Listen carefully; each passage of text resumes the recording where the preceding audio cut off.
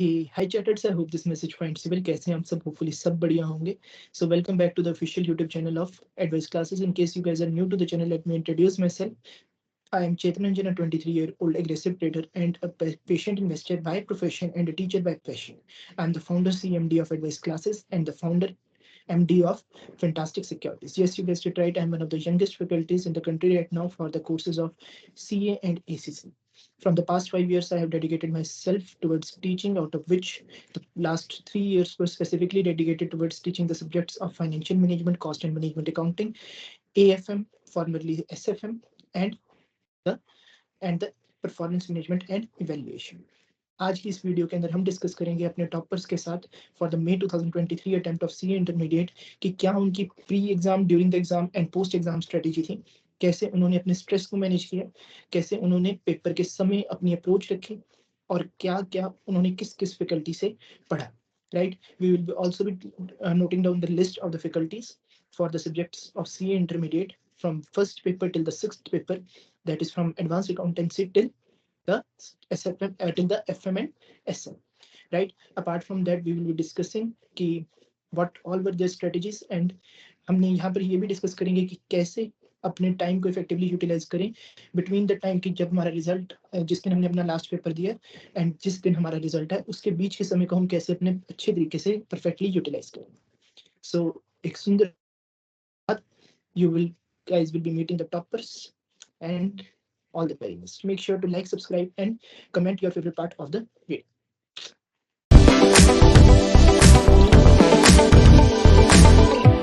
तो करते हैं आज के टॉपर्स टॉक कम पॉडकास्ट की शुरुआत, जहां पर हम बात करेंगे टू बेस्ट फ्रेंड्स के बारे में जिन्होंने बहुत ही अच्छी परफॉर्मेंस दी इस बार के May 2024 के एग्जामिनेशन के अंदर. दोनों ने 4 एग्जामिनेशन स्कोर करी और दोनों ने कमाल कर दी इस बार.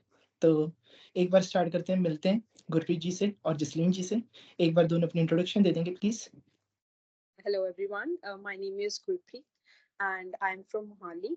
I completed my graduation from SD College, Punjab University in BBA and currently I'm a CA finalist. क्या बात है, बहुत बहुत मुबारक सबसे पहले तो सीए फाइनलिस्ट बन गए. बहुत ही खुशी वाली बात, बहुत ही बढ़िया. जसलीन जी एक बार इंट्रोड्यूस कर दो अपने आप को. So I am Jasleen and currently I am pursuing BCom Honours from Sri Venkateswara College, Delhi University.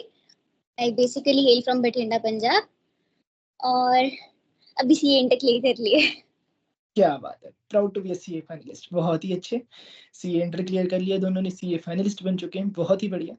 तो आज का ये जो हमारा इंटरव्यू कम पॉडकास्ट है, इसकी शुरुआत, इसका फ्लो कैसा रहने वाला है, इसका फ्लो रहेगा कैसे हम डिस्कस करेंगे अपनी कि प्री एग्जाम स्ट्रेटजीज कैसी थी हमारे टॉपर्स की, ड्यूरिंग द एग्जाम उनकी क्या फीलिंग्स थी, क्या वो फेस कर रहे थे, क्या उनको एग्जाम हॉल फोबिया है, क्या उन्होंने उसके साथ कैसे डील किया, सब कुछ, एंड पोस्ट एग्जाम स्ट्रेटजी और अभी वो क्या कर रहे हैं एंड उनकी टॉपर्स टिप्स. ठीक है, तो सबसे पहला प्रश्न जो हमारे सामने आता है आप लोगों के लिए वो ये है कि do you belong to family of CS.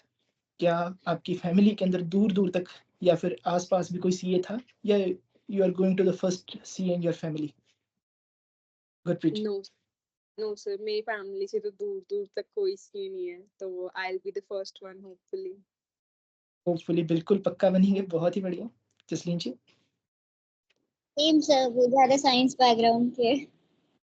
अच्छा, क्या बात है. तो यहाँ पर तो थोड़ी सी वो वाली बात होगी है ना, साइंस से कॉमर्स. बहुत ही बढ़िया. नहीं नहीं, सही है, बहुत अच्छी बात है. तो मतलब क्या मोटिवेशन थी कि जिस कारणवश आप सीए के अंदर उतरे. तो जैसे तो हम मानते हैं कि जो फैमिली जिनकी सीए वाली है, तो वहाँ पर तो एक मोटिवेशन आ जाती है कि हाँ पेरेंट्स सीए या फिर ये बंदा सीए, उनको देख के वो पैसा छाप रहे हैं तो हमारा भी मन कर जाता है पैसा छापने का. तो आप लोगों की क्या मोटिवेशन थी सीए के अंदर आने की. तो फर्स्ट और फॉरमोस्ट तो मेरी यही थी कि मुझे शुरू से नंबर्स बहुत अच्छे लगते हैं और मैं मैथ्स की तरफ बहुत इंक्लाइंड थी स्टार्टिंग से. और मुझे ये पक्का था कि केमिस्ट्री और फिजिक्स मुझसे नहीं होती है, मतलब मुझे नहीं है, मैं पढ़ ही नहीं सकती बैठ के उसको. बिल्कुल बिल्कुल. ताकि मुझे वो चीज करनी है जो मैं, अगर मुझे बोलोगे कि 10 घंटे कंटिन्यूसली करनी है तो मैं आराम से कर सकती हूँ. तो और तो इसकी वजह से मैंने कॉमर्स ली और कॉमर्स के बाद मुझे रियलाइज हुआ कि हाँ मतलब सीए कर सकती हूँ. मैं इतनी कॉन्फिडेंट थी और फिर उस पर मुझे था कि एक बार मैं ट्राई करके देख लेती हूँ, अगर फाउंडेशन का अगर हो जाता है तो ठीक है, अगर नहीं है तो फिर बहुत ऑप्शंस अवेलेबल हैं, ऐसा नहीं है। बिल्कुल फाउंडेशन का एग्जाम दिया था और मेरा फर्स्ट अटेम्प्ट में क्लियर हो गया था। आई वाज प्रीटी कॉन्फिडेंट कि आगे वाले भी हो जाएंगे, अपने ऊपर बस कॉन्फिडेंस रखना है। बिल्कुल, और अब हो भी गए हैं, और अब थोड़े से रह गए एंड फाइनली हम सीए बन जाएंगे इन द नियर फ्यूचर, बहुत जल्दी, है ना? नहीं, बहुत अच्छी बात है। तो most of the CA students जो उतरते हैं, जो जिनकी फैमिली से सीए नहीं होते हैं, तो जनरली उधर ये हमारे को यही देखने को मिलती है कि हाँ, सीए एज़ हम ट्राई के लिए उतरते हैं, फाउंडेशन क्लियर होता है, देन इंटर क्लियर होता है, बहुत अच्छे नंबर स्कोर कर लेते हैं, देन फाइनली सीए फाइनल के अंदर करके अपना अच्छा खासा करियर हम अपना एस्टेब्लिश कर लेते हैं, राइट? तो बहुत अच्छा है कि हमारे को देखने को मिलता है। अब नेक्स्ट प्रश्न आप दोनों के लिए हमारे सामने ये है दैट कि क्या आप लोगों ने सिंगल ग्रुप दिया या फिर इंडिविजुअल ग्रुप दिया है? कैसे-कैसे किया? मतलब व्हाट वाज़ योर, मतलब कि कैसी स्ट्रैटेजी थी कि आप सिंगल ग्रुप के लिए गए या बोथ ग्रुप के लिए गए? सब पहले तो जब मैंने इनरोल करा था रजिस्ट्रेशन के लिए, तो उस टाइम पे मुझे था कि मैं सिंगल ग्रुप के लिए कर लेती हूँ। फिर बाद में जब मैंने थोड़ी कोचिंग लेनी स्टार्ट करी, तो मुझे था कि बोथ ग्रुप के लिए कर लेते हैं। मतलब जब मैंने इनरोल तो बोथ ग्रुप के लिए करा था, but I was preparing for single group. फिर उस पर मुझे था कि नहीं, अभी अगर चल रहा है, अगर मैनेज हो रहा है सिलेबस, तो बोथ ग्रुप का प्रिपेयर करके देख लेते हैं। और बोथ ग्रुप में मुझे ज्यादा एडवांटेजेस लगा कि सेट ऑफ हो जाती है एग्रीगेट, और रैंक आने के भी एग्ज़ैक्टली, चांस। तो मुझे था कि एक बारी देख लेते हैं, सिर्फ बोथ ग्रुप करके हो जाएगा। मतलब अब ये मैंने वो मुझे शुरू से ना सब बोलते थे कि इतनी कम पासिंग परसेंटेज है ना, बोथ ग्रुप्स में, बिल्कुल, और इतना सिलेबस होता है। बट मैं हमेशा ना पॉजिटिव साइड पे देख रही थी कि अगर जिनका हुआ है वो 10-14% स्टूडेंट्स, उनका भी तो हो रहा है। तो मैं सिर्फ उस तरफ रखा अपनी सोच। ऑप्टिमिज्म बहुत ज़रूरी है यस। किसी भी एग्ज़ाम को पास करने के लिए, एग्ज़ैक्टली। जसलीन जी? जब मेरा मम्मा ने ही भर दिया था सिंगल ग्रुप, मतलब मुझे सोचना ही नहीं पड़ा उसके बारे में। बट वो क्या सबसे बेस्ट था, इतना नहीं होता उस टाइप पे। बिल्कुल, अब आपके नंबर देख के एग्ज़ैक्टली हमारे को दिखता ही है ना? रैंक बन सकता था, बहुत बढ़िया। अब नेक्स्ट सवाल कि क्या आप लोगों का, जैसे गुरप्रीत जी ने बोथ ग्रुप दिए, जसलीन जी ने सिंगल ग्रुप दिए, क्या आप लोगों का फर्स्ट अटेम्प्ट के अंदर पास हो गए? क्या था सब कुछ? थोड़ा-सा बताएँ। नहीं सर, मेरा फर्स्ट अटेम्प्ट में होता है। मेरा इस बार मई 2024 में सेकंड अटेम्प्ट में हुआ है। तो मतलब आपने नवंबर के लिए एनरोल किया था, नवंबर 23 के लिए आपने एनरोल किया था। यस सर, मैंने आपकी नवंबर कोई किया था, और उसमें मेरा क्लियर नहीं हुआ था। उसमें सिर्फ मेरी लॉ में एग्जाम्पशन आई थी। लॉ में एग्ज़ाम्पशन कितने नंबर एग्ज़ैक्टली 60? Yes sir. क्या बात है! ये भी किस्मत वाली बात है। हाँ एंड जी।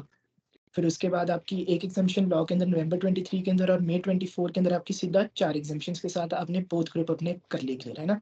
Yes sir. तो आपने 5 आउट ऑफ 6 एग्ज़ाम्स दिए, पेपर दिए अपने, यस सर।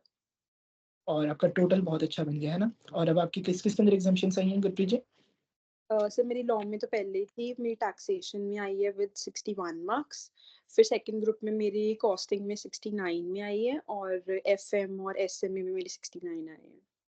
एग्ज़ैक्टली, बहुत ही बढ़िया, बहुत ही अच्छी, और ये नंबर्स का देखकर हमें बहुत खुशी भी होती है एट टाइम्स कि देखने वाली बात है, कि मोटिवेशन वाली बात है। तो यहीं पर गुरप्रीत जी आपसे एक सवाल है दैट फिर जैसे फर्स्ट टाइम के अंदर आपका नवंबर 23 के अंदर नहीं हो पाया, जो भी रीज़न्स थे उसके अंदर हम नहीं जाएँगे, बट फिर आपके अंदर मोटिवेशन कैसे आई? जैसे ला इस बार भी मेरे को कुछ स्टूडेंट्स के नंबर आए, 91% हमारा सक्सेस रेट था, तो जो 9% स्टूडेंट्स थे उनकी मेरे को कॉल्स आ रही थी कि हम पास तो हो गए बट एग्रीगेट नहीं बन पाए, एंड उनके मन में ये बात थी कि अब दोबारा कैसे स्टार्ट करें? दोबारा शुरू करना, दोबारा से शुरू करना, वो थोड़ा-सा एक वो हो जाता है, क्योंकि जो हमने किताबें बंद कर दी, फर्स्ट पेज पे दोबारा से वापस आना, वो मोटिवेशन कैसे जनरेट हुई? आपके अंदर क्या एक्सटर्नल फैक्टर्स थे, क्या इंटरनल फैक्टर्स थे जिस कारणवश आपके अंदर आया कि अब दोबारा से शुरू करना? तो जब मैंने नवंबर 23 का अटेम्प्ट दे दिया था, तो मुझे ना, मतलब जितना मैं कैलकुलेट कर रही थी कि मेरे इसमें इतने आ जाएँगे, तो मुझे एक्सपेक्टेशन थी कि मेरा ग्रुप 1 तो, मैं बोथ ग्रुप के लिए इतनी कॉन्फिडेंट नहीं थी।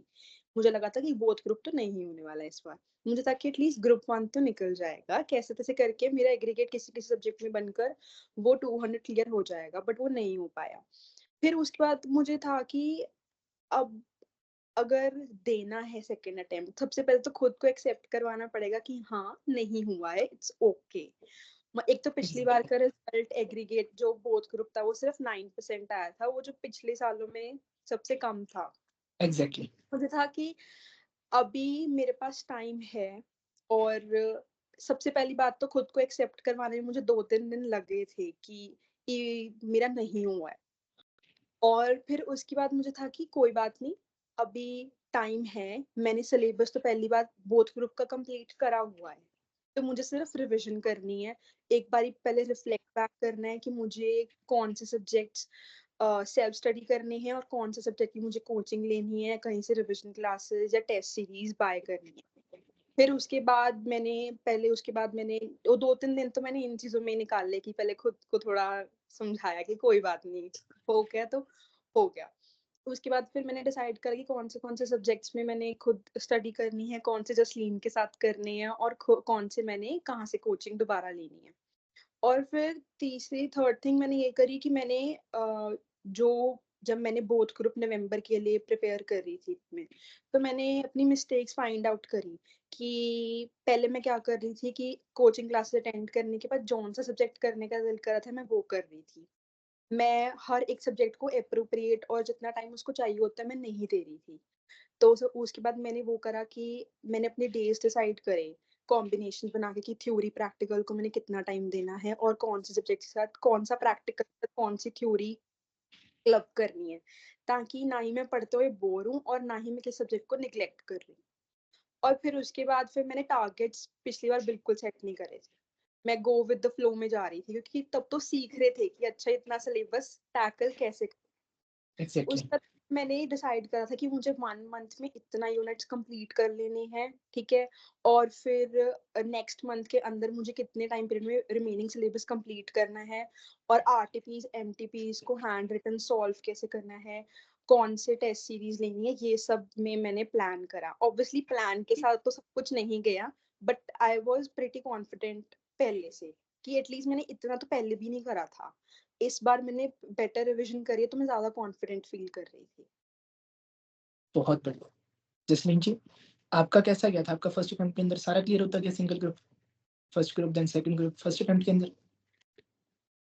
सर बट थोड़ा वो भी था, एक मार्क्स बहुत कम थे जो पर्सनली अभी तक मुझे लगता है कि इम्प्रूव हो सकता था। जितना जसलीन जी मैंने आपके मार्क्स को देखा, तो एक बार आप अपने मार्क्स बताना चाहेंगे सारों को? फिर उसके बाद कमेंट बताएंगे आपके मार्क्स कम थे कि ज्यादा थे? तो ग्रुप आपकी किस 1 किस में? हाँ जी जसलीन। गेस मेरे अकाउंट्स में 49 कुछ थे उस साइड पे, और टैक्सेशन में ली स्कोर, और उसके बाद थे हमारा कॉस्ट अकाउंटिंग 60 एंड 71 लॉ।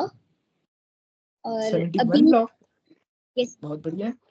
इसके ऊपर भी और हम आएंगे। जी जसलीन जी।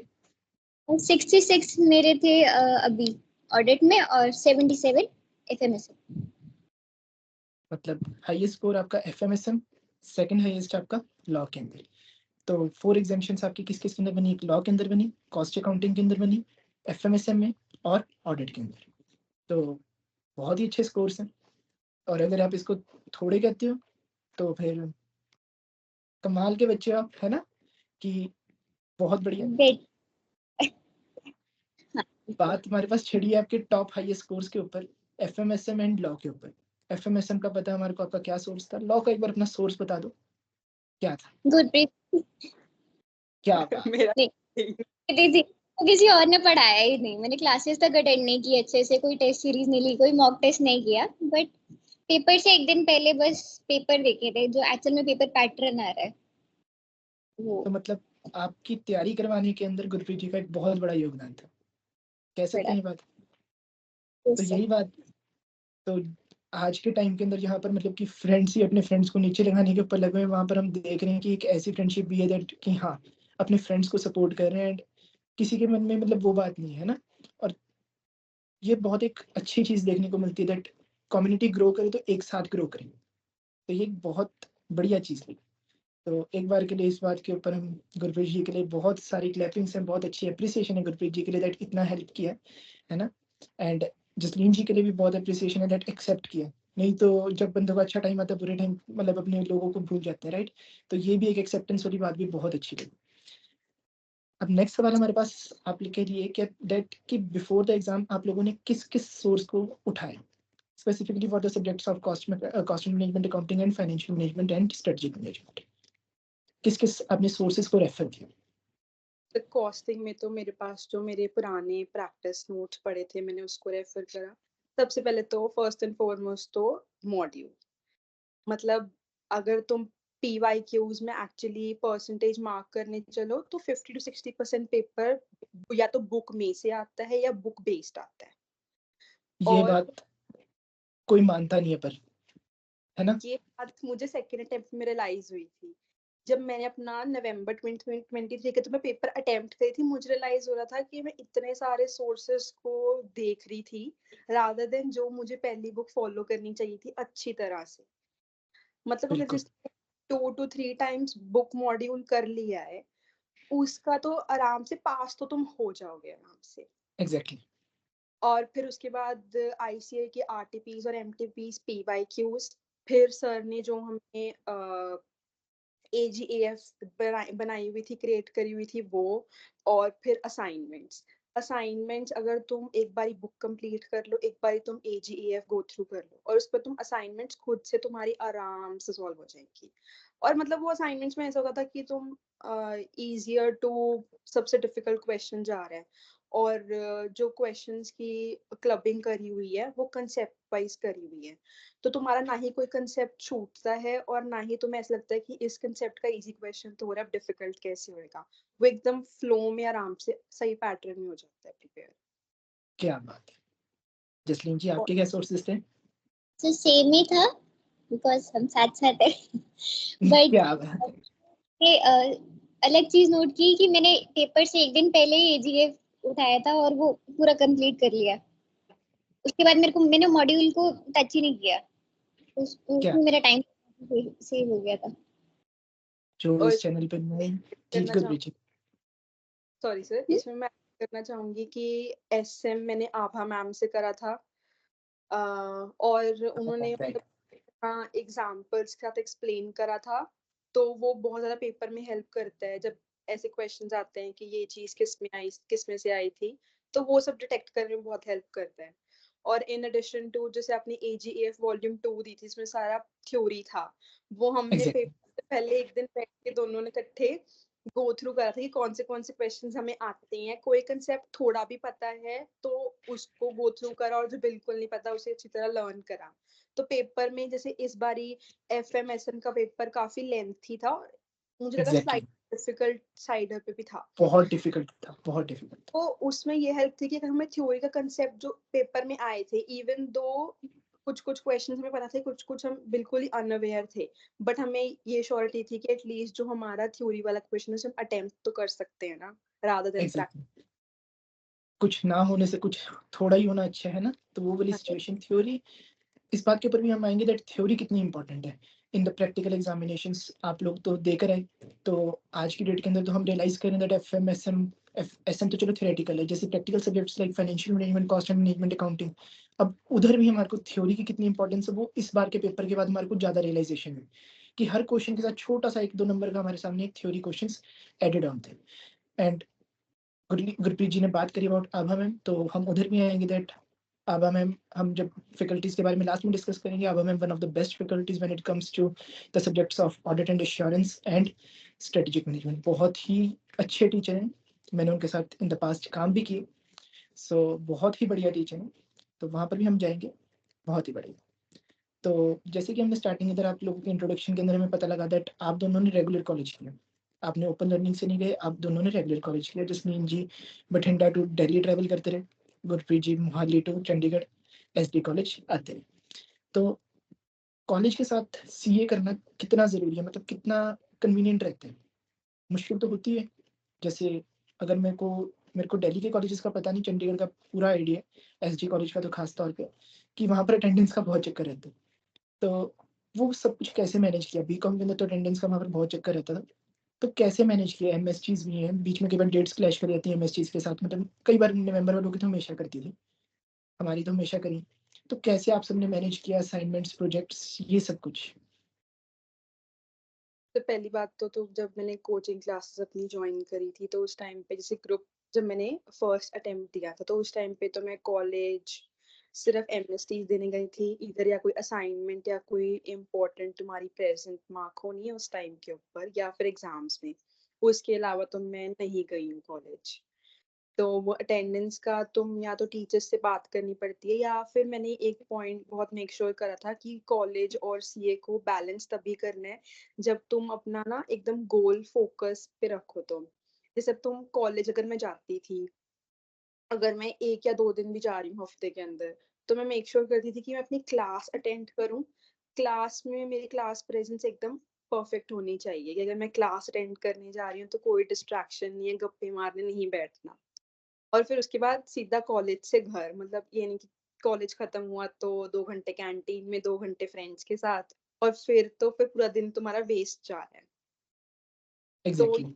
ये तो मतलब इवन मेरी फ्रेंड्स भी बोलते थे कि यार आधा घंटा बैठ जा, कोई बात नहीं हो जाएगा। इवन दो बहुत सपोर्टिव थे मेरे साथ, बट उनको भी होता था कि अब एक दिन आई है तो थोड़ा तो बैठ के जा। बट मुझे होता था बिल्कुल कि अगर अभी मैंने ये टाइम वेस्ट करा है, ऑलरेडी आधा दिन कॉलेज में निकल रहा है, 2 घंटे मैं यहाँ पे वेस्ट कर लूंगी, इतने में तो मैं रेस्ट ही कर लूँ, मुझे ऐसा फील होता था। तो बस फिर यही था कि और अटेंडेंस का मैनेज हो जाता है, आई फील इवन मतलब मुझे ऐसा लगता है कि पंजाब यूनिवर्सिटी थोड़ी हो जाता है मैनेज, हो पंजाब जाता यूनिवर्सिटी में तो फाइन देके हमारा हो जाता है, बट है। हाँ, दिल्ली यूनिवर्सिटी का क्या हाल है जसलीन जी? फाइन कोई नहीं होता वो 2 कोर पेपर्स आपके वो हो जाते हैं, छूट जाते हैं अगर 40% से कम हो। मतलब मेरे कॉलेज का ये रूल था। बाकी हम्म। 6.6% मैंडेटरी है। उसके अलावा आपके मतलब 11 नंबर कट जाते हैं एग्जाम में। तो इंटरनल्स में बहुत इफेक्ट पड़ता है उसका। अ, वैसे ये था कि अगर आपकी टीचर सपोर्टिव है, ऐसा नहीं कि वो अटेंडेंस मार्क कर देंगे, बट वो एटलीस्ट जो एग्जाम डेट्स हैं जो उनके हाथ में है, जैसे मेरे जो इंटरनल्स थे उन्होंने रीशेड्यूल कर दिए थे मेरे लिए, वो चीज हो जाती है अगर क्लास प्रेजेंस अच्छा हो। ये तो फिर जसलीन जी होशियार बच्चों वाली बात होगी ना। अब आप उनके लिए सजेस्ट करो जो हमारे जैसे हैं कि तो वो यही कैसे है, मैनेज करें। आप जाते ही अपना एक इम्प्रेशन क्रिएट कर दो, मतलब करना ही पड़ेगा अगर सरवाइव करना है, क्योंकि वहां पे कंपटीशन बहुत है। तो थोड़ा बिल्कुल बहुत, और टीचर्स सपोर्टिव भी है, मतलब अटेंडेंस नहीं लगाएंगे बट वो आपके पेपर्स रीशेड्यूल कर देंगे। मेरा प्रैक्टिकल मुझे याद है 11 को था, 11 मई आई गेस, और हमारा ऑडिट का पेपर था 15 को।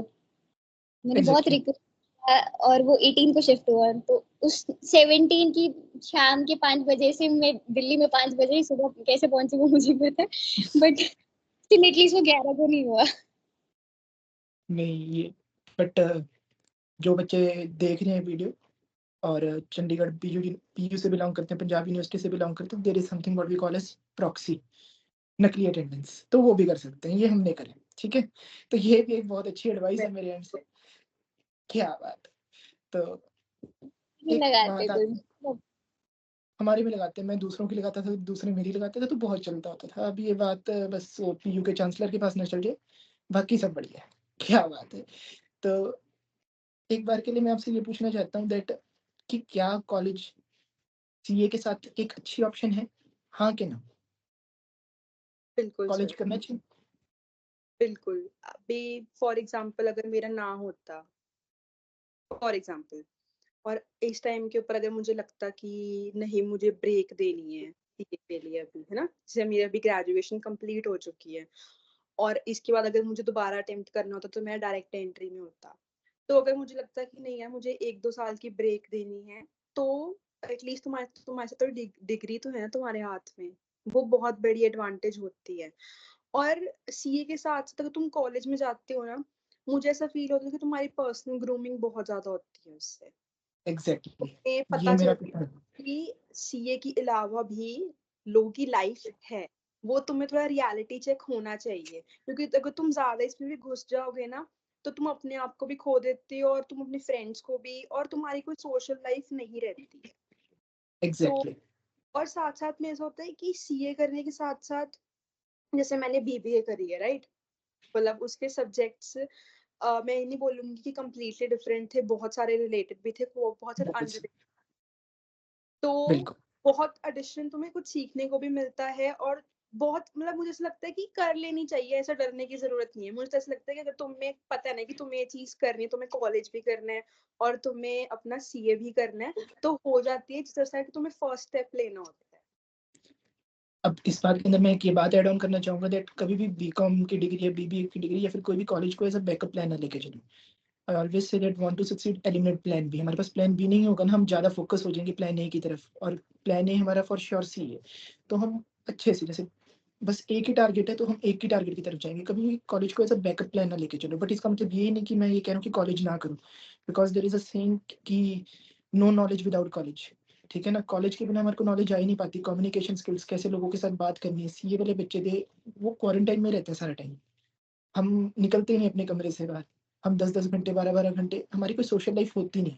तो कॉलेज में जाकर एटलीस्ट हमारे को ये हो जाता है कि हमारे को थोड़ी सी कम्युनिकेशन स्किल्स आती हैं, हमारे को लोगों के साथ बात करनी आती है, हमारा कॉन्फिडेंस निखर के आता है, राइट। तो college is a must, but college is never a plan B. ऐसे लेके चलो। व्हेन हम सीए के अंदर एनरोल हो गए ना, तो कॉलेज को एज प्लान बी ना लेके चलो, बट कॉलेज को लेकर चलो एज अ, मतलब अपनी पर्सनल ग्रूमिंग के लिए, जैसे गुरप्रीत जी ने मेंशन की। जसलीन जी, आपका क्या कहना है, कॉलेज करना चाहिए सीए के साथ? सर ये थोड़ा डाउटफुल है अभी तक। 10 साल बाद पता चलेगा। क्या बात है। बट स्टिल मुझे लगता है कि जो अपॉर्चुनिटीज आपको मिलती है, अगर आपकी कॉलेज आर्टिकलशिप या प्लेसमेंट की अपॉर्चुनिटी को सपोर्ट कर रहा है तो अच्छा है। बिल्कुल।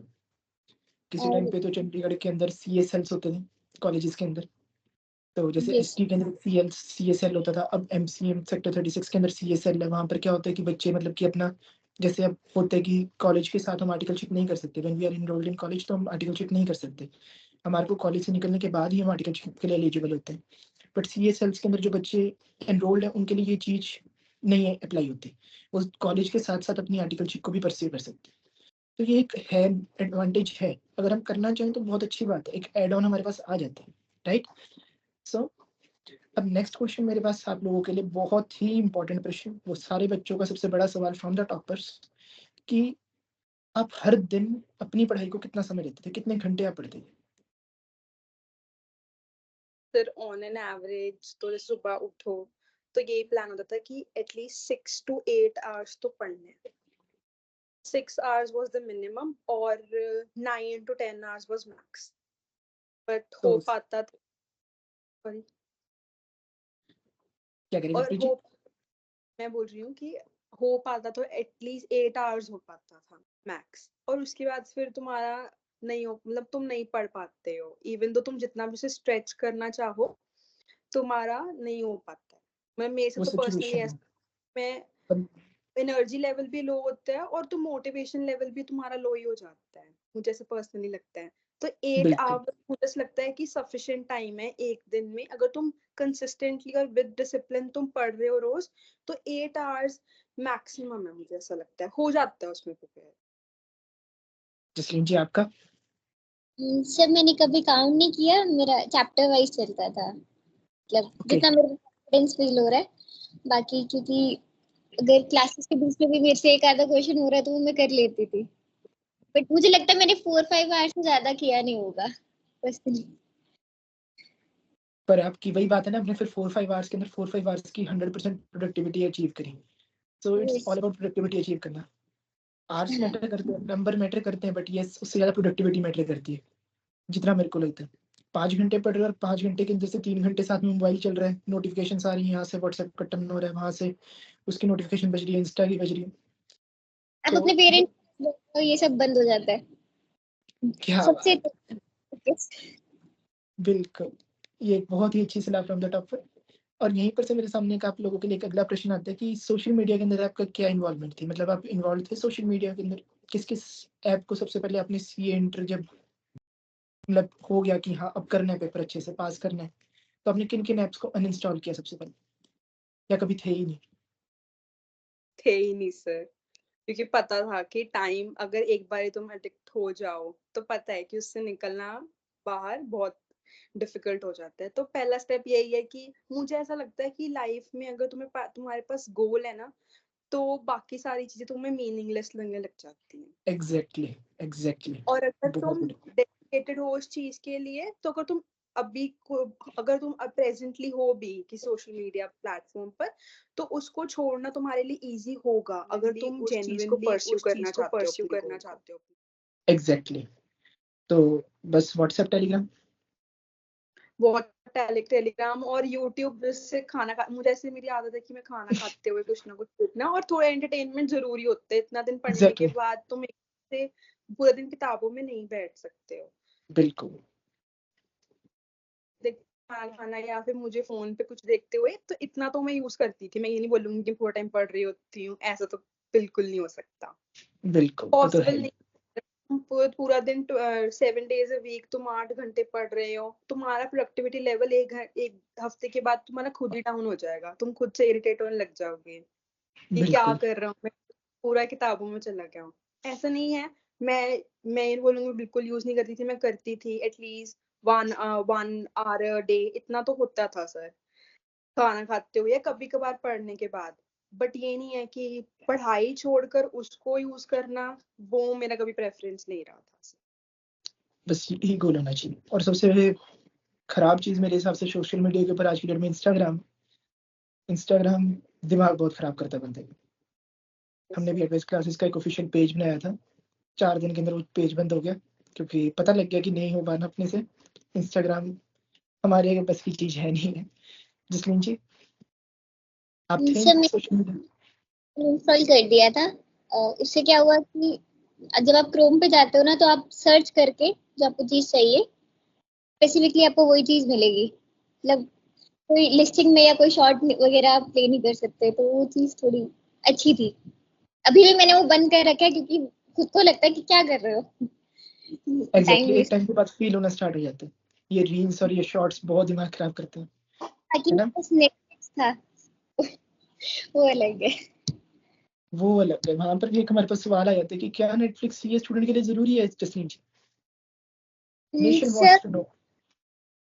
अगर मेरे को कोई पिक्चर अगर कोई वहां पे आई है, कुछ नया आया, कुछ चीज आई है, मैं उसकी स्टोरी पहले पढ़ लेती थी, तो वो जिज्ञासा ही खत्म होगी देखी।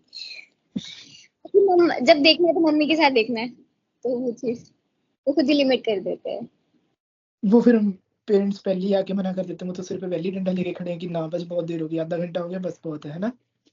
तो कंट्रोल, सेल्फ कंट्रोल बहुत ही बढ़िया लेवल तक मेंटेन करा है ना, तो ये बहुत जरूरी है, हद से भी ज्यादा जरूरी है। नहीं, अब अगला सवाल आप लोगों की कि ड्यूरिंग द एग्जाम आप लोगों का क्या मतलब की था, कि कैसे आप लोगों ने मैनेज किया? वहां पे स्ट्रेस आया? सर जसलीन स्ट्रेस जी का नहीं मेरे को पता, बट गुरप्रीत जी को हल्का सा तो आया होगा क्योंकि मुझे एक तो सर बार बहुत एंग्जाइटी होती है। मतलब पेपर से एक दिन पहले तो मुझे भूख भी लगनी बंद हो जाती है, मैं खाना खा भी नहीं पाती हूँ। मतलब ये होता है कि अगर तुम 5 मिनट भी फ्री बैठे हो पेपर से एक दिन पहले, तुम्हें लगता है कि नहीं यार, सोते हुए भी ऐसा फील होता है क्वेश्चन सॉल्व कर रहे हो इतनी ज्यादा, तो उस पे फोकस होते हो। पेपर वाले दिन जब मैंने फर्स्ट अटेम्प्ट दिया था, तो मेरी स्ट्रैटेजी मुझे लगता है बहुत खराब थी, और उस टाइम पे पेपर पैटर्न भी थोड़ा डिफरेंट था। बिल्कुल न्यू स्कीम के अंदर मैंने ये इस बार ट्राई करा था कि मैंने सोच रखा था कि मैंने फर्स्ट आवर के अंदर बाय 3 o'clock मैंने 28 to 35 मार्क्स का पेपर जो मैंने अटेम्प्ट कर लेना है, मतलब विद प्रॉपर प्रेजेंटेशन और जो क्वेश्चन मुझे एक्यूरेटली आते हैं। फर्स्ट थिंग फर्स्ट मैं ये करती थी कि जो 15 मिनट्स रीडिंग के मिलते हैं उसके अंदर मैं पहले पूरा पेपर गो थ्रू करती थी ऊपर ऊपर से। फिर उसके बाद मैं डिसाइड करती थी कि मैंने क्वेश्चन कौन सा अटेम्प्ट करने हैं और किस सीरियल ऑर्डर में करने हैं। और नेक्स्ट थिंग जो मुझे सर ने बताई थी, जो मैं गलती भी करती थी हमेशा, कि मैं रिक्वायरमेंट रीड नहीं करती थी। पेपर जो क्वेश्चन होता है वो स्टार्टिंग से नहीं एंड से रीड करना होता है, तो मैं एकदम बोल्ड में उसको बॉक्स कर लेती थी कि ये रिक्वायरमेंट है उस क्वेश्चन की, ताकि मुझे पता हो क्वेश्चन सॉल्व करने से पहले कि मुझे उसकी प्रेजेंटेशन कैसी करनी है। फिर एग्जैक्टली उसके बाद मेरा ये गोल होता था कि मैं 2 o'clock से लेकर 3 o'clock तक कर बेस्ट प्रेजेंटेशन और बेस्ट एक्यूरेसी से 28 to 35 मार्क्स का पेपर अटेम्प्ट कर लूँ। फिर उसके बाद जो नेक्स्ट 3:30 तक मेरा ये प्लान होता था कि जैसे जो एडवांस अकाउंटिंग हो गया, ऑडिट हो गया, लॉ हो गया या एसएम हो गया, इन सब के जो एमसीक्यूज होते हैं, अगर तुम्हें आते हैं तो तुम्हारे 20 मिनट्स लगते हैं करने में या मैक्स 30। बिल्कुल तो बिल्कुल मेरी strategy कि मुझे नेक्स्ट 30 मिनट्स के अंदर अपना एमसीक्यू का जो 30 मार्क्स का पेपर है वो मुझे अटेम्प्ट कर ले। तो इससे एटलीस्ट तुम्हारे 1.5 आवर के अंदर मैक्स टू मैक्स तुम्हारा 60 मार्क्स का पेपर आराम से अटेम्प्ट हो जाता है। उसके बाद जो बचे 40 मार्क्स का पेपर, उसमें से मैं डिसाइड कर दी थी कि कौन से question मुझे इसके बाद नेक्स्ट करने, जो मैंने सीरियल ऑर्डर मेंटेन करे और उसकी भी प्रेजेंटेशन के साथ साथ और एक्यूरेसी के साथ कंप्लीट करना है। तो एटलीस्ट पेपर के बाद अगर मुझे रियलाइज होता था या मुझे ऐसा लगता था कि ये क्वेश्चन में थोड़ा ऊपर नीचे किया है, ठीक ठीक हुआ है, तो मुझे ये श्योरिटी थी कि एटलीस्ट मैं इस पेपर में मैं फेल नहीं होंगी। और बिल्कुल सेकंड थिंग ये थी कि जब मैंने पहला अटेम्प्ट दिया था तो मैंने मतलब बहुत सुना भी था और मतलब मैंने दिमाग में गलत स्ट्रैटेजी रखी थी कि अगर तुम्हें अपना ये सेट एग्रीगेट 200-150 रखना है तो तुम इस पेपर के लिए इतना प्रिपेयर करके जाओ कि 60 का और दूसरे को पास के लिए रखो। मुझे लगता है ये गलत स्ट्रैटेजी है। तुम्हें हर एक पेपर के लिए 100 के लिए प्रिपेयर होकर जाना है, क्योंकि तुम्हें नहीं एग्जैक्ट पता कि कौन सा पेपर डिफिकल्ट आ जाए, कौन सा पेपर इजी। जैसे इस बार एडवांस अकाउंटिंग का पेपर डिफिकल्ट आया था बहुत बहुत और टैक्स का मुझे लगा कि कंपैरेटिवली इस बार इजियर आया था। यूजुअली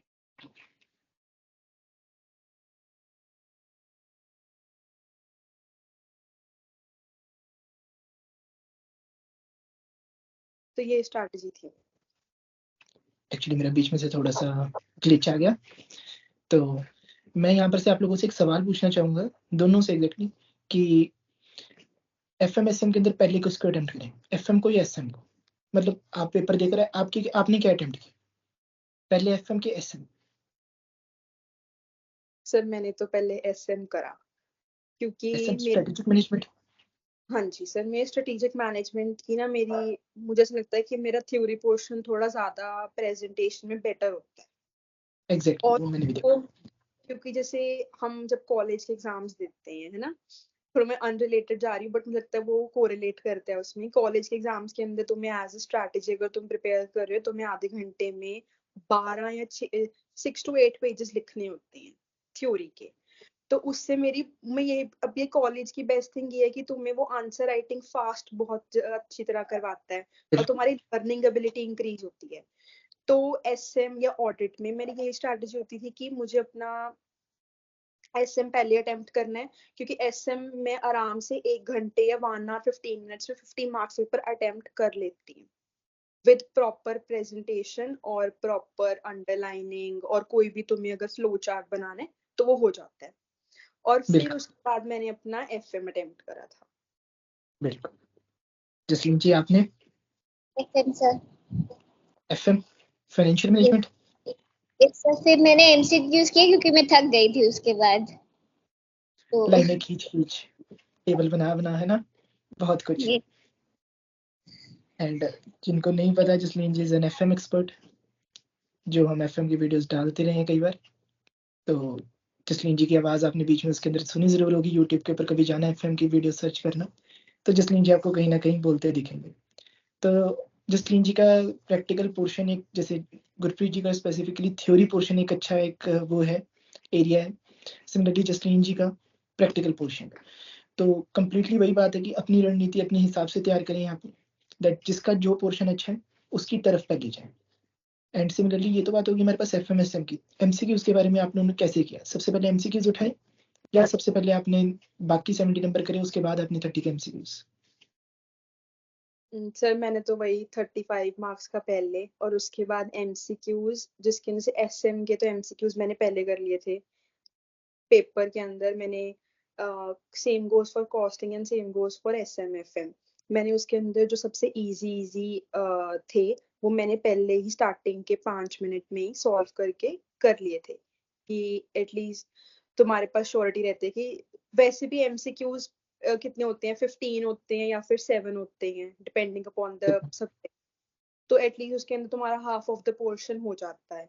एसएम के बिल्कुल अगर तुमने अगर properly book line to line read करी है तो तुम्हारी एसएम के एमसीक्यूज तो आई फील 10-15 मिनट लगते हैं। आई एम श्योर जसलीन भी इससे एग्री करेगी कि वो इजी होते हैं एसएम के एमसीक्यूज तो।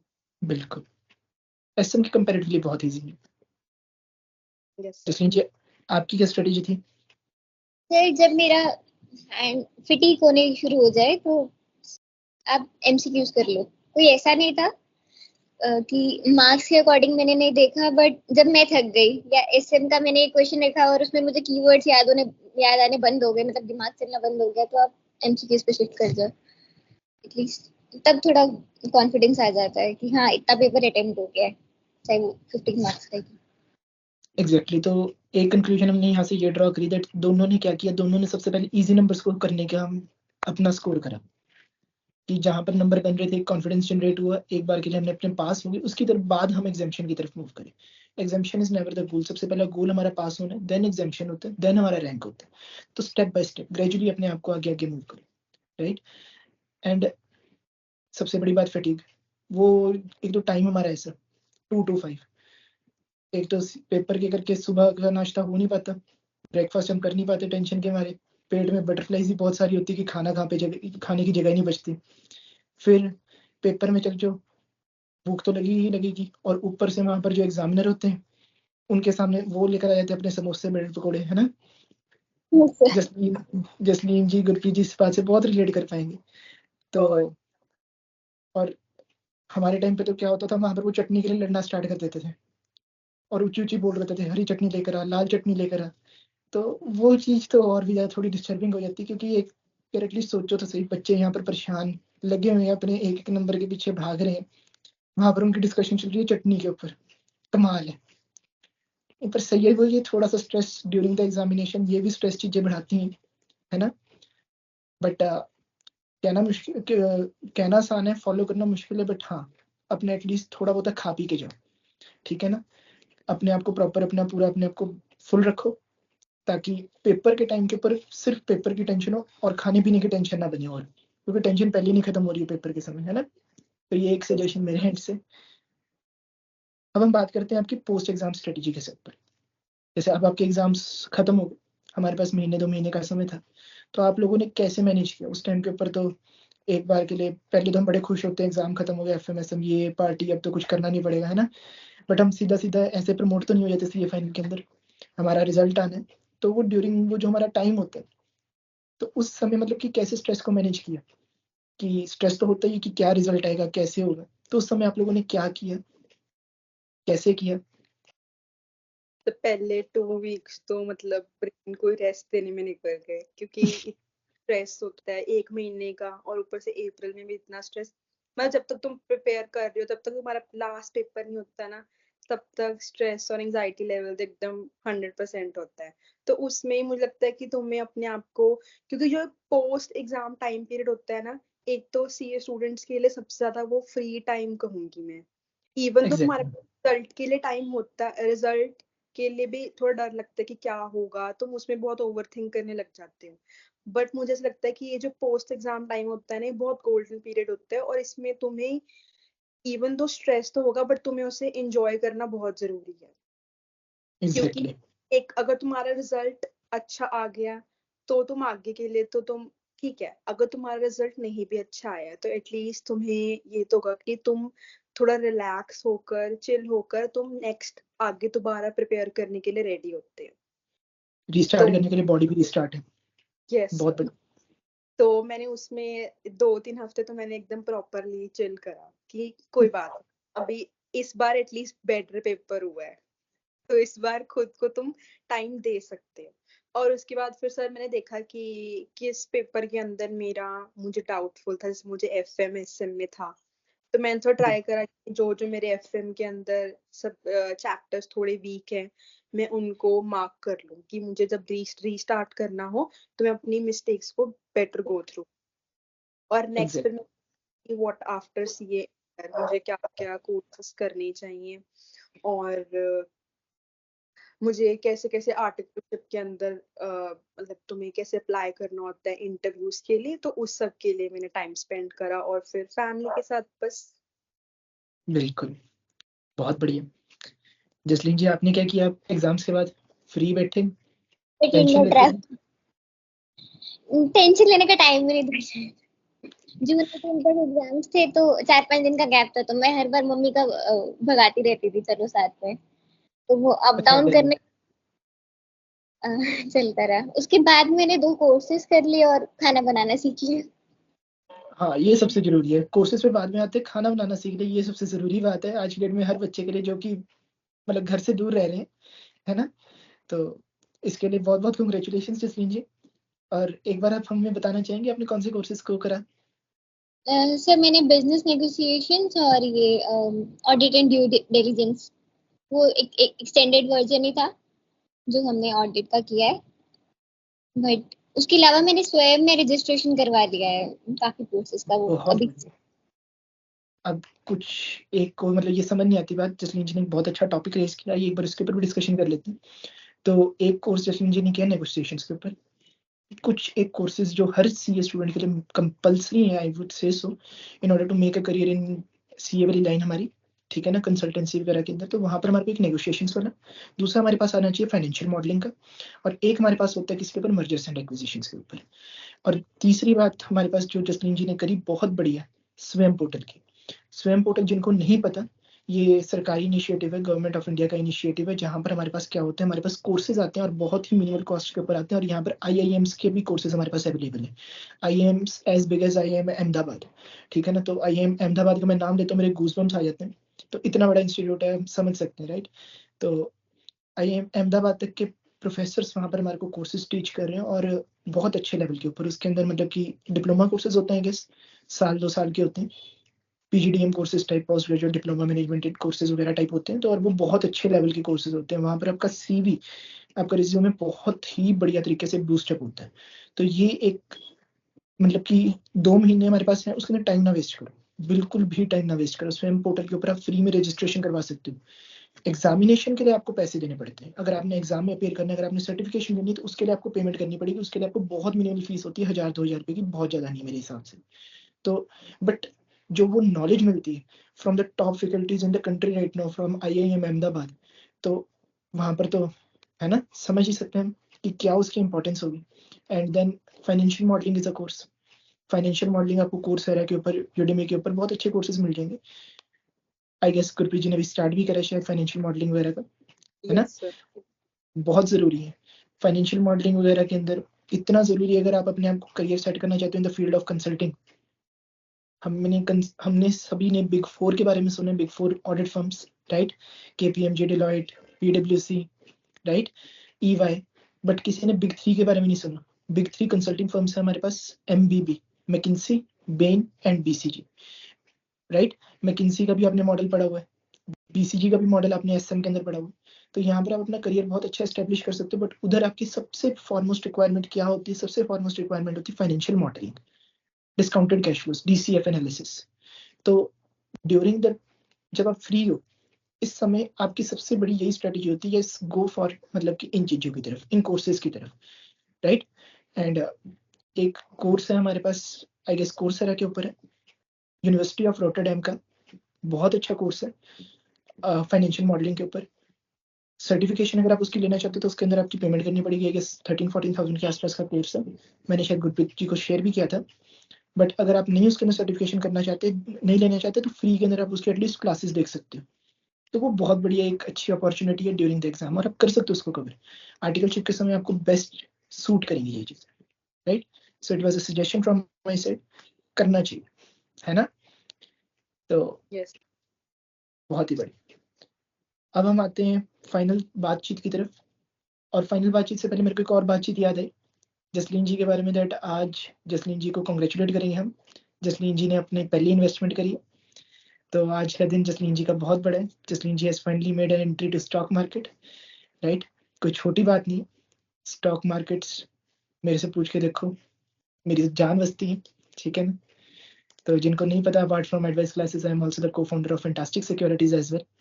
सो जहाँ पर हम कंसल्टिंग वगैरह प्रोवाइड करते हैं, equity, business consulting, everything.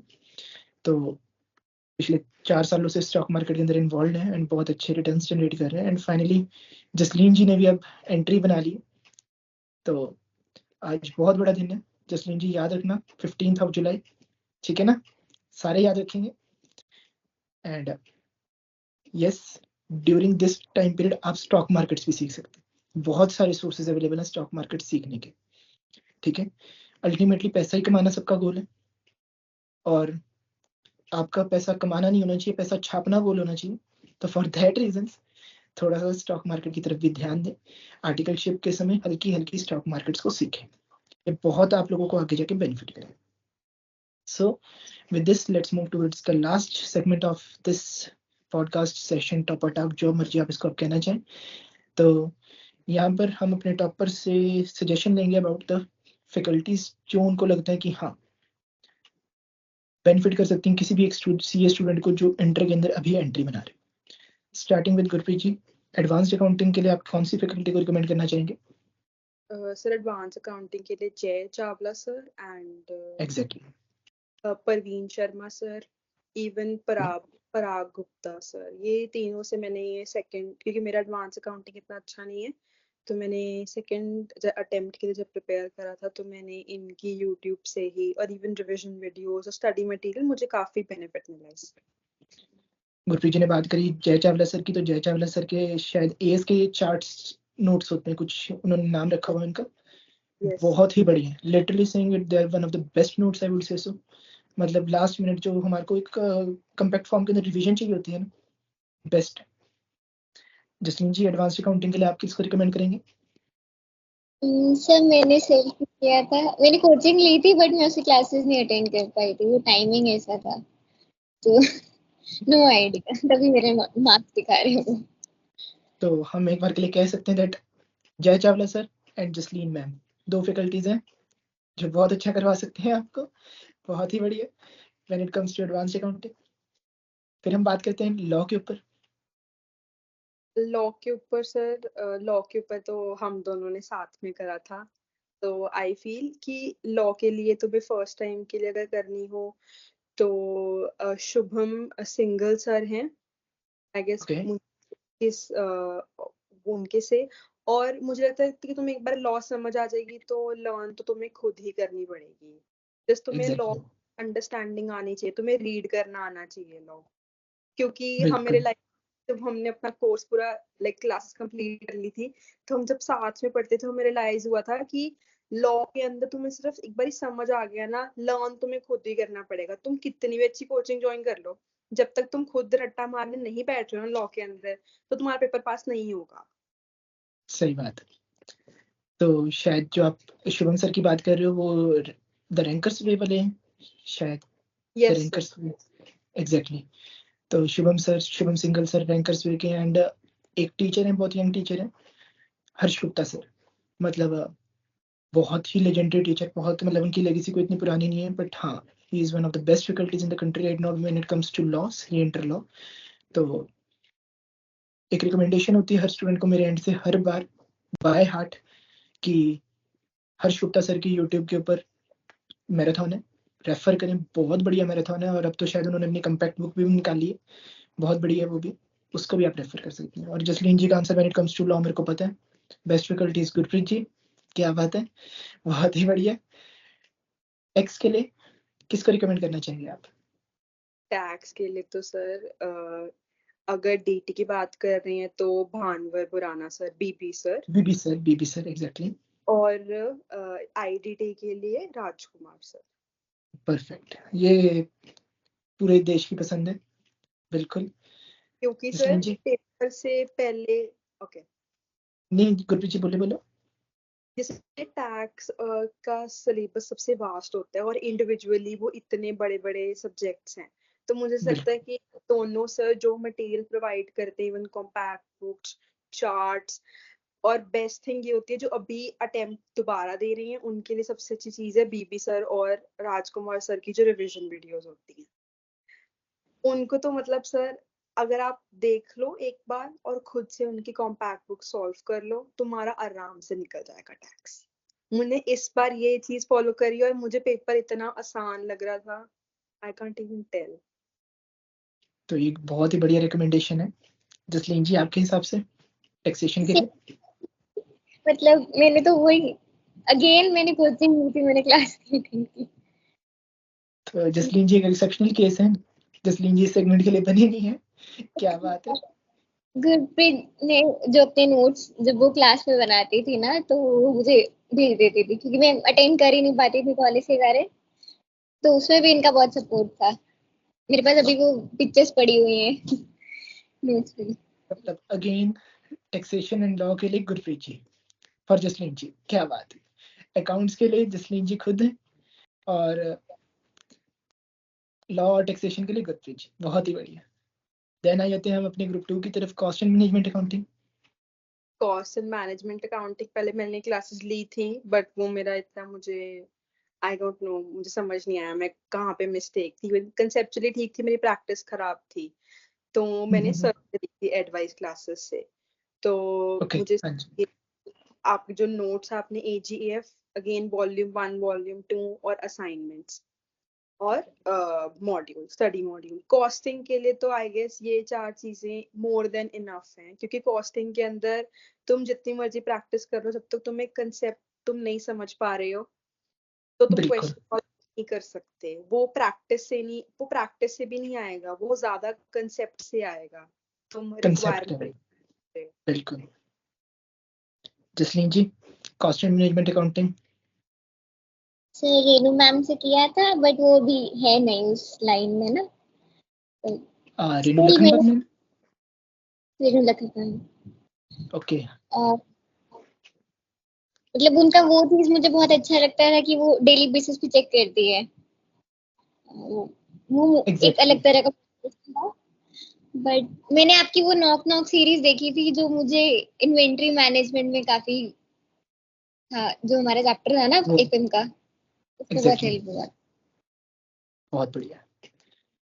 Audit and assurance. Audit and insurance की भी मैंने पहले क्लासेस ली थी।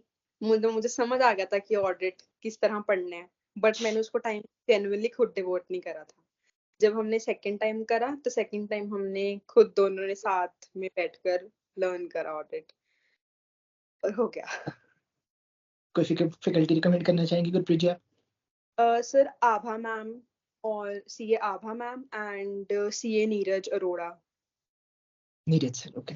यस। अब हम, यस, उनके बारे में हमने पहले भी बात करी, बहुत ही बढ़िया, बहुत ही अच्छे टीचर हैं। थ्योरी सब्जेक्ट्स पे पढ़ाने के लिए जिस हिसाब से वो एग्जाम्पल देते हैं, क्रिएट करते हैं, इन्वॉल्व करते हैं बच्चों, तो yes, one of the best faculties when it comes to audit, I would say so. Auditing, yes, बहुत बढ़िया। जसलीन जी, ऑडिट आपने कैसे करा, किससे करा? सर ई स्कॉलर्स करके है एक ऐप, वहां से मैंने कोर्स लिया था। मुझे टीचर का नाम अभी भी नहीं पता। मतलब मैं काफी डिसअपॉइंटेड हूँ खुद से। मैंने ट्राई भी किया ढूंढने का, बट नहीं मिला। उनका क्या था कि वो वीडियो पॉज करके आपको बोलते थे कि आप नोट्स बनाओ, लिखो, तो राइटिंग प्रैक्टिस आपकी वैसे ही हो जाती। मैंने टेस्ट सीरीज या मॉक टेस्ट नहीं दिए, क्योंकि एक तो ई ग्रूमिंग वालों का जसलीन जी, सर ई ई ग्रूमिंग वालों ग्रूमिंग, का। Yes sir. Okay okay okay okay, वो grooming academy, right, okay okay okay, done done, पता लग गया। उनसे हर किसी ने पढ़ा हुआ है एक ना एक टाइम, फाउंडेशन, कभी ना कभी उनकी वीडियोस हर किसी ने देखी हैं। यस। बिल्कुल, बहुत बढ़िया। एंड फिर फाइनली हमारा last paper, financial management and strategic management. Sir FM तो मैंने फर्स्ट टाइम फर्स्ट टाइम भी आपसे करी थी और सेकेंड अटेम्प्ट भी। और मुझे ऐसा लगता है कि सर ने जिस तरह मुझे FM कराई है ना, मुझे लिटरली अपना क्वेश्चंस के एग्जांपल नंबर भी याद हो गए हैं कि ये क्वेश्चन कौन सा पेज पे है, कौन सी साइड पे है, क्या वैल्यूज है। और मुझे बेस्ट थिंग सर की ये लगती है कि सर इवन हमें खुद प्रैक्टिस करने को बोलते हैं। सर ये नहीं बोलते कि ये क्वेश्चन है मैं सॉल्व करूंगा। सर हमें खुद अपना दिमाग चलाने देते हैं, और साइड साइड पे जो हम नोट्स बनाते हैं, प्रैक्टिकल एग्जांपल्स। और बेस्ट थिंग ये है कि सर हमें अपनी मिस्टेक्स इतनी बार रिपीट करा देते हैं कि हमें पेपर देते हैं मुझे लिटरली याद आ रहा था कि मुझे आंसर को बॉक्स में करना है, ये चीज को शॉर्ट फॉर्म नहीं फुल फॉर्म में लिखनी है। तो वो चीज मुझे बहुत ज्यादा हेल्प करी थी। एंड SM के लिए भी मैंने आभा मैम से ग्रुप, जब मैंने फर्स्ट टाइम दिया तो मैंने आभा मैम से करी थी। सेकंड वाले के अंदर हमने साथ में रिवाइज करा था, मैंने और जसलीन ने, तो उसमें हो गया था। बहुत बढ़िया। जसलीन जी, सर FM दोनों आपसे किए और बहुत अच्छा गया है। मतलब मैंने दिल से उसको एंजॉय किया है। कोई ऐसा नहीं था, कोई सर पे प्रेशर था जितना ऑडिट, जैसे ऑडिट का प्रेशर था, वो ऐसा वो वाली चीज नहीं थी। और स्पेसिफिकली जो हमारा बैच होता है 7 AM का, वो तो मेरे कॉलेज के साथ बहुत मैच कर रहा था। Best thing. इसलिए 100% अटेंडेंस थी। नहीं, जसलीन जी का जो बैच हमारा फॉर्म हुआ था बिल्कुल लास्ट मिनट के ऊपर फॉर्म हुआ था स्पेसिफिकली, मतलब कि वो बैच उस ऑब्जेक्टिव के साथ हुआ ही नहीं था कि हाँ मतलब पता ही था कि मतलब लिमिटेड अमाउंट ऑफ स्टूडेंट्स आएंगे, बट उसके अंदर भी अच्छी इनरोलमेंट हो गई थी। एंड रिकॉर्डेड के अंदर सारे बच्चे थे, सिर्फ एक जसलीन जी थे जो ऑनलाइन क्लासेस के अंदर आते होते थे। एंड तो स्पेसिफिकली जसलीन जी के साथ हमने करा था, और वो मतलब बहुत छोटा बैच था, but yes one of the my personal favourite batches था। बायसनेस देख सकती है, बट वो बैच के अंदर बहुत मजा आया था। लिटरली वो सुबह सुबह उठना, 7 बजे की क्लासेस, 7:10 की क्लासेस हमने करी थी। एंड बिल्कुल जस्ट 2 मंथ्स के अंदर अंदर हमने FMSM कंप्लीट किया, and that too was a big thing at that point of time हमारे लिए, क्योंकि इतनी जल्दी एक बैच खत्म करना बहुत बड़ी बात थी। एंड उसका प्रोडक्ट ये था दैट जसलीन जी के one of the highest number in the region, score आया 77, बहुत ही बढ़िया। तो one of the best batches था एक, यही कह सकता हूँ, है ना। तो इस कीवर्ड से ना वो पर्सनली मुझे बहुत, मतलब मैं पेपर देख के आपको याद कर रही हूँ। अच्छा ये तो हमने किया डाइवर्सिफिकेशन एंड वो मुझे अभी भी याद है, पार्टनरशिप एंड कोलैबोरेशन, ये सब पॉइंट्स हमने याद किए थे बहुत अच्छे से।